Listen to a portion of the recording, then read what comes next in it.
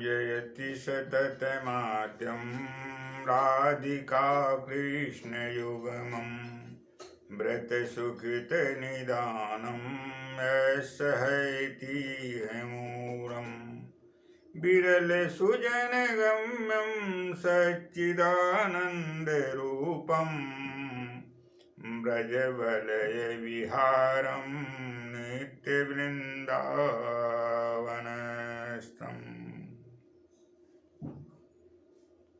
सच्चिदानन्दरूपाय विश्वोत्पत्त्यादिहेतवे तापत्रय विनाशाय श्रीकृष्णाय वयं नुमः। सच्चिदानन्दरूपां तां गायत्रीं प्रतिपादितां नमामि हिमयीं देवीं धियो यो नः प्रचोदयात्।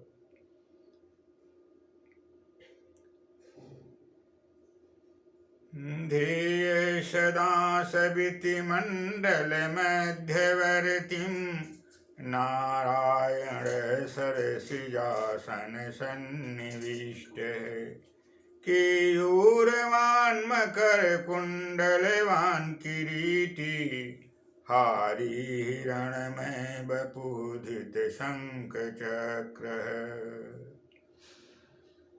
ॐ विश्वानि देव सवितुर्दुरितान् पराशो यद्भद्रं तन्नयासु।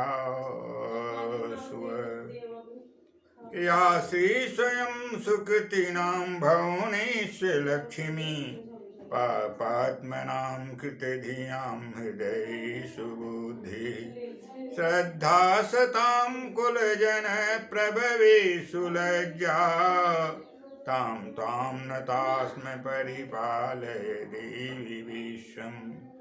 दुर्गे स्मिता हरशिवीतिमशेषयन्तो स्वस्थस्मिता मतिमतीव शुभां ददासि दारिद्र्यदुःखभयहारिणिका त्वदन्या सर्वोपकारकरणाय सदा चित्ता अस्तुतासुरैर्भुवनभीष्टसंश्रया तथा सुरेन्द्रेण दिनेश सेविता करोतु शानः शुभहेतुरीश्वरी शुभानि भद्राणि अभिहन्तु चापद सर्वाबाधा प्रशमनं त्रैलोक्यस्याखिलेश्वरि एवमेव त्वया कार्यम् अस्मद्वैरिविनाशनम्।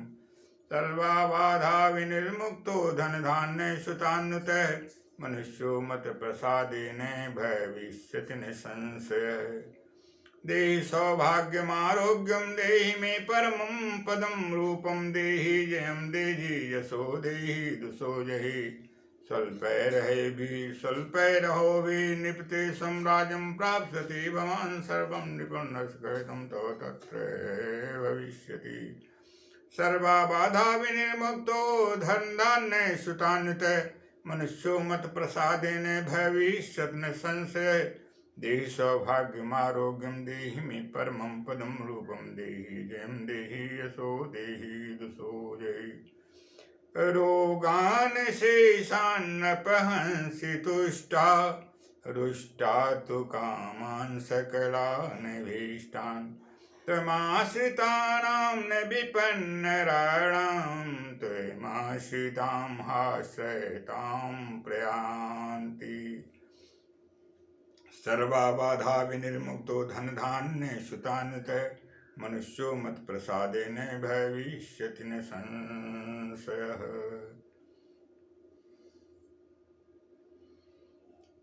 आपदामपहर्तारं दातारं सर्वसम्पदां लोकाभिरामं श्रीरामं भूयो भूयो नमाम्यहम्। रामो राजमणि सदा विजयते रामं रमेशं भजे रामेणाभिहिता निशाचर चमो रामाय तस्मै नमः। रामान्नास्पराय परतरं नामस्य दासोऽस्म्यहं रामे चित्तलये सदा भवति भो राम मामुद्धर।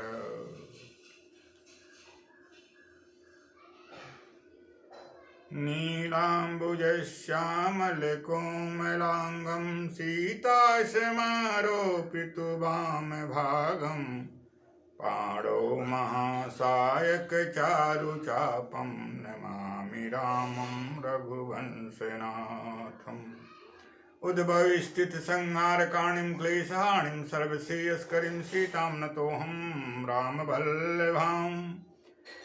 वागर्थामिव सम्पृक्तो वागर्थ प्रतिपत्ते जगते पितरो वन्दे पार्वती परमेश्वरो। वर्णानामर्थसङ्घानां रसानां छन्दसामपि मङ्गलानां च कर्तारो वन्दे वाणी विनायको। वन्दे बोधमयं नित्यं गुरुं शङ्कररूपिणं जमाश्रितो हि वक्रोऽपि छन्दे सर्वत्र वन्दते। जन्मायावसवर्ति विश्वमखिलं ब्रह्मादिदेवासुराय सत्तादिदशैवाति सकलं रज्जो जताय हे भ्रमे यत्पादे प्रणमेमां विवां बोधिर्तिथि सावतां वन्देऽहं तं शेषकारणरामाख्यमीशं हरिम्। आज हम आप लोगों के बीच में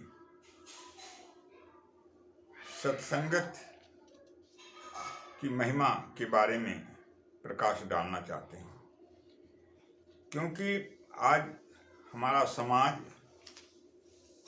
विषाक्त हो रहा है और उस विषाक्त समाज से हमें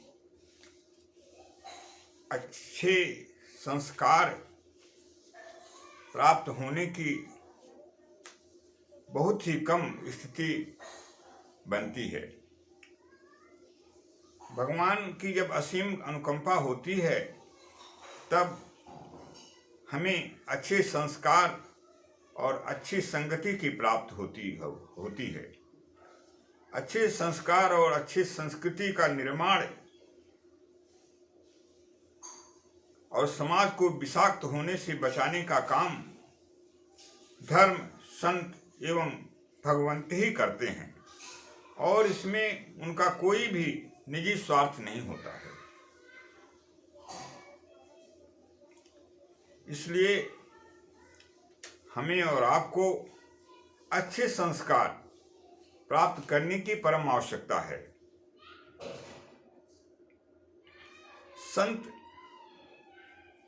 का जीवन ही परमार्थ में बीतता है और वे परमार्थ के लिए ही भगवान के अवतार स्वरूप आते हैं और जीवन भर परोपकार और कल्याण करते हुए इस संसार में जीवन बिताते हैं और पुनः परम धाम को प्रभु के चले जाते हैं। पारसमणि और संत में अंतर लिखा गया। पारस में अरु संत में बहुत अंतरो जान, वालोहा सोना करे वा करे आपु समान, वा करे आपु समान। पारस में अरु संत में बहुत अंतरो जान, पारस में अरु संत में बहुत अंतरो जान, वालोहा सोना करे वा करे आपु समान।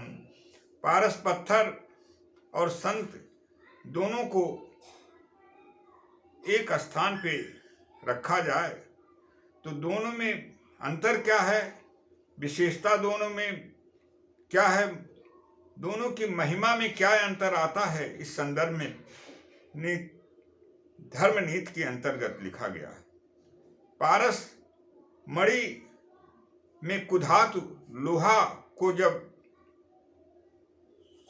स्पर्श कराया जाता है तो वह पारस पत्थर उस लोहे को सोना के रूप में परिवर्तित कर देता है, अर्थात उसके स्पर्श मात्र से लोहा जो कुधातु है सोना रूप में बदल जाता है, सोना हो जाता है। इसी तरह से संत के स्पर्श में जाने से, संत के समागम से, संतों के कृपा से और संत के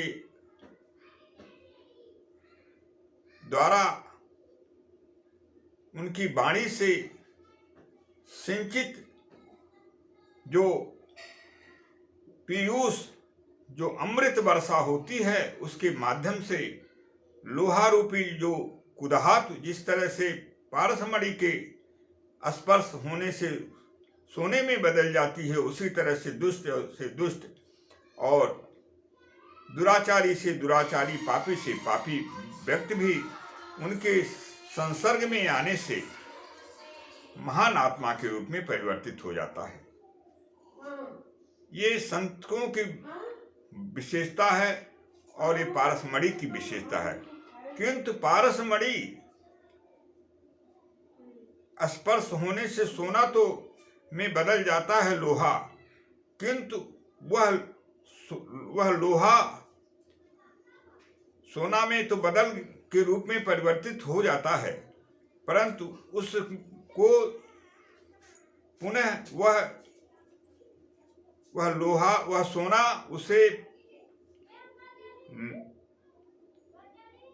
दूसरे धातुओं को बदलने की क्षमता नहीं रखता है। अर्थात उस सोने के द्वारा हम पुनः दूसरे लोहे को, दूसरे कुधातु को हम सोने में नहीं परिवर्तित कर सकते हैं। किंतु संतों की ये महानता है, उनकी विशेषता है, उनकी गरिमा है कि उनके द्वारा जो संत बनता है, जो सुसंस्कारित मानव बनता है, जो महान पुरुष बनता है, वह अन्य लोगों को भी, अर्थात बुरे से बुरे और लोगों को भी उसमें परिवर्तित करके अच्छे मनुष्य, अच्छे संस्कारित मनुष्य बनाने की क्षमता प्राप्त हो जाती है। और उसके द्वारा संसर्ग में, संपर्क में आने से भी सारे लोग अच्छे मानव के रूप में परिवर्तित हो जाते हैं। इसके अनेकों उदाहरण शास्त्रों में वर्णित हैं। वाल्मीकि जी का उदाहरण इसमें सबसे श्रेष्ठ उदाहरण है, जिसमें भगवान सप्त ऋषियों के संसर्ग में आने से वे एक महान दिव्य चेतन पुरुष और महान आत्मा के रूप में परिवर्तित हुए और उन्होंने श्रीमद् वाल्मीकि रामायण की संरचना की और भगवान राम के अत्यंत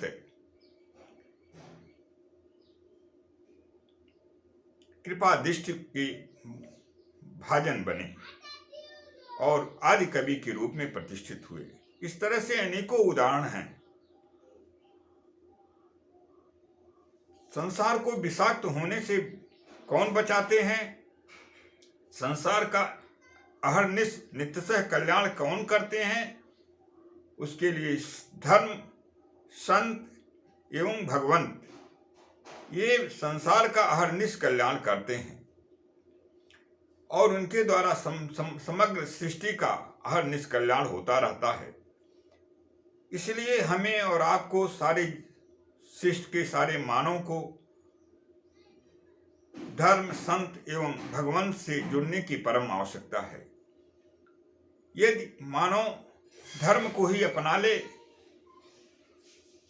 तो वह सुनिश्चित है अपने अंदर आए हुए दुर्गुणों और असद्वृत्तियों का पूर्ण रूप से विनाश को प्राप्त करते हुए एक महामानव के रूप में प्रतिष्ठित हो जाता है। संतों के संसर्ग में आने से महामानव के रूप में प्रतिष्ठित हो जाता है। सद्ग्रंथों के संपर्क में आने से महामानव के रूप में प्रतिष्ठित हो जाता है। इसी प्रकार से ये दोनों संत और भगवान, संत और धर्म भगवान से जोड़ करके उसे भगवत स्वरूप प्रदान कर देते हैं। यदि मनुष्य धर्म और संत दोनों से नहीं जुड़ता है तो कभी भी वह महामानव अथवा अच्छी गति को प्राप्त करने के योग्य नहीं बन पाता है। महर्षि भारद्वाज के आश्रम में जब भगवान राम माँ सीता और लक्ष्मण के साथ पहुंचते हैं तो उन्होंने अपने रहने का स्थान महर्षि से पूछा, तो महर्षि भारद्वाज जी के उद्गार हैं।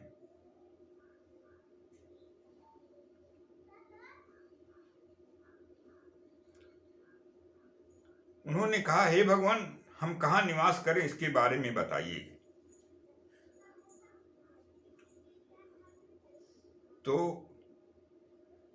महर्षि भारद्वाज के द्वारा उनको जो उत्तर दिया गया वह श्री रामचरितमानस में उद्धृत है, लिखित है। उसे यहाँ आप लोगों के समक्ष प्रस्तुत किया जा रहा है। महर्षि भारद्वाज के शब्द।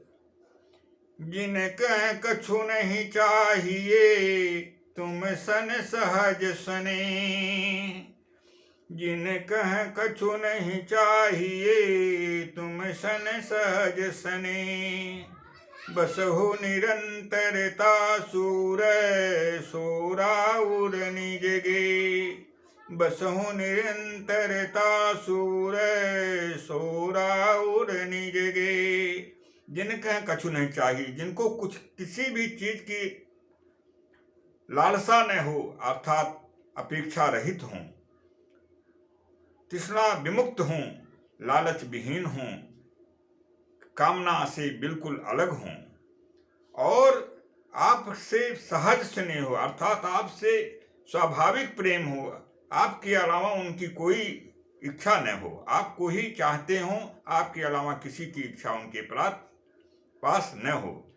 सब में आप सब इच्छाओं का परित्याग करके आपकी ही इच्छा करें, आपका ही स्नेह प्राप्त करने के लिए जिनके अंदर निरंतर लालसा बनी रहे, ऐसे लोगों की बसहु निरंतरता सूर, उनके हृदय में आप निरंतर वास करें।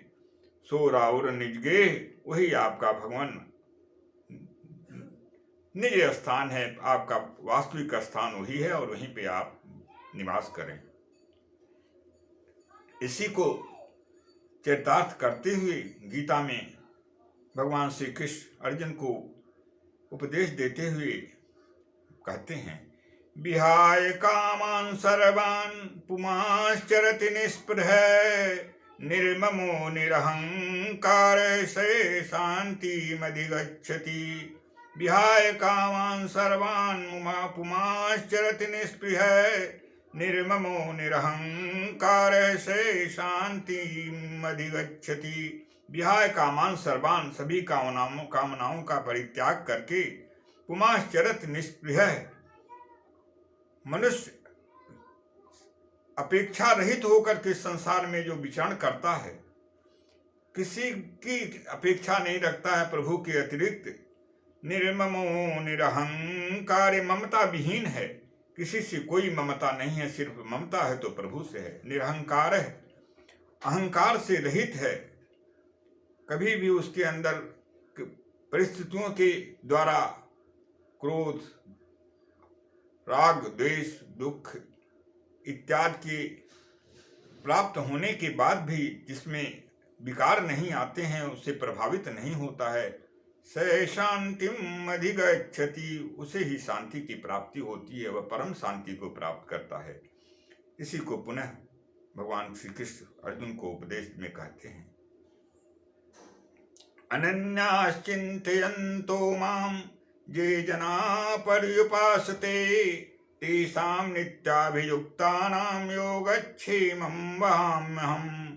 अनन्याश्चिन्तयन्तो मां ये जना पर्युपासते, तेषां नित्याभियुक्तानां योगक्षेमं वहाम्यहम्।